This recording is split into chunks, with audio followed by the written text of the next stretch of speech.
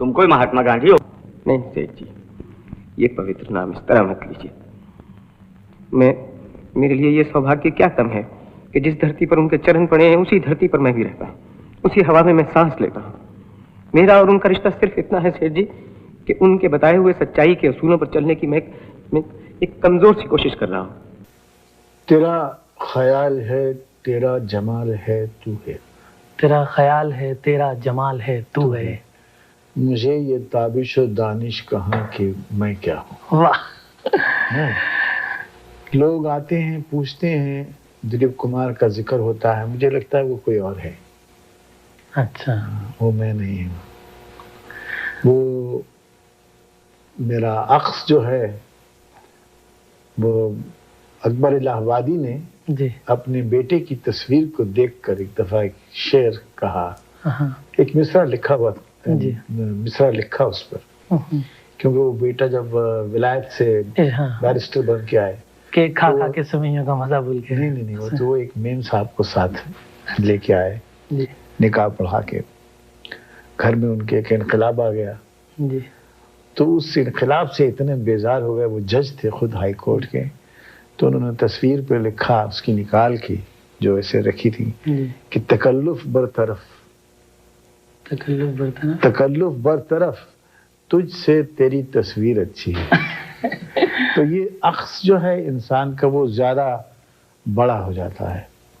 मुझ पर मेरे पास आते हैं मशवरा लेने के लिए या कभी कुछ बात करने या पूछने, जो मेरी समझ में मुनासिब आता है मैं जवाब देता हूँ, लेकिन इसमें कोई बड़पन या कोई गुरूर या बरतरी इंसान महसूस करने लगे तो ये फिर हिमाकत हुई। अगर संजीदा बात है और वाकई वो कोई संजीदा तौर से कोई मशवरा मांग रहा हो तो उसका फिर संजीदा जवाब देता हूँ।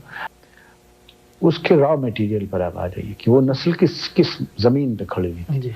जिस जमीन पे खड़ी हुई थी उसमें मुंशी प्रेमचंद और शरद चंद्र चैटर्जी और बंकिम चंद्र चैटर्जी, टैगोर, इकबाल, जोश और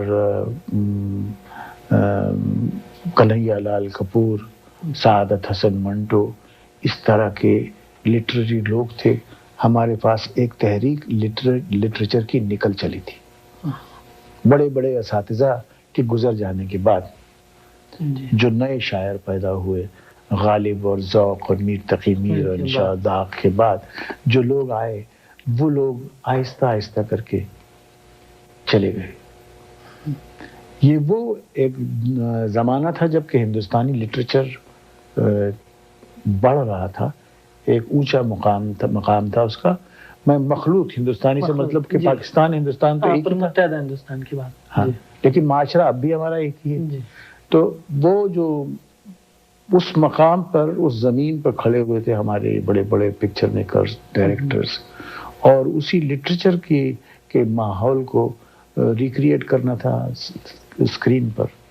अब जो मौजूदा इंडस्ट्रियलाइजेशन हुआ है तो आप देखिए लिटरेचर की तमाम कदरें नीचे आ गई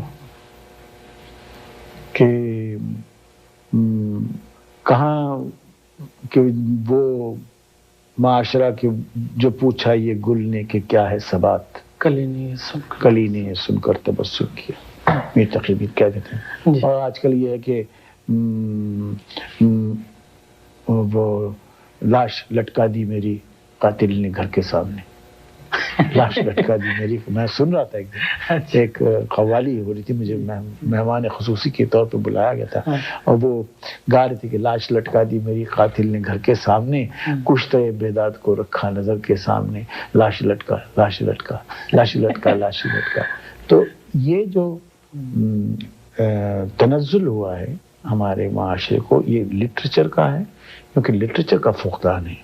हमारे पास मौजूदा निसाब में, कोई एजुकेशन में भी, अब देखिए लिटरेचर को कितने स्टूडेंट्स लेते हैं, क्योंकि लिटरेचर में रखा क्या है, लोग बाग यही कहती हैं, फैमिली ये कहती है कि बड़ा बड़ा बैरिस्टर बने या डॉक्टर बने या चार्टर्ड अकाउंटेंट बने या कंप्यूटर्स में कुछ सीखे या कोई इंजीनियरिंग का कोर्स करे जिससे कि घर की आमदनी बढ़े। MA BA तो बेकार फिरते रहते हैं, नौकरी मिलती नहीं है। तो इसलिए وہ لٹریری ٹیلنٹ بھی ختم ہو گیا اور لٹریچر کو بالکل اسی طرح جیسے کہ کھیتی کی نشو و نما ہوتی ہے نا، اس کو سینچا جاتا ہے، اس کی دیکھ بھال ہوتی ہے، ویسے ہی لٹریچر کو بھی سینچا جاتا ہے۔ ہم مکان بناتے ہیں، سڑکیں بناتے ہیں، ملز بناتے ہیں، انڈسٹریز بناتے ہیں، اسی طرح لٹریچر بھی بنائیں۔ باقی چیزیں تو آپ امپورٹ کر سکتے ہیں، ہوائی جہاز امپورٹ کر سکتے ہیں، آپ ٹیکنیکل نو ہاؤ امپورٹ کر سکتے ہیں، لیکن آپ کلچر اور لٹریچر کو تو امپورٹ نہیں کر سکتے۔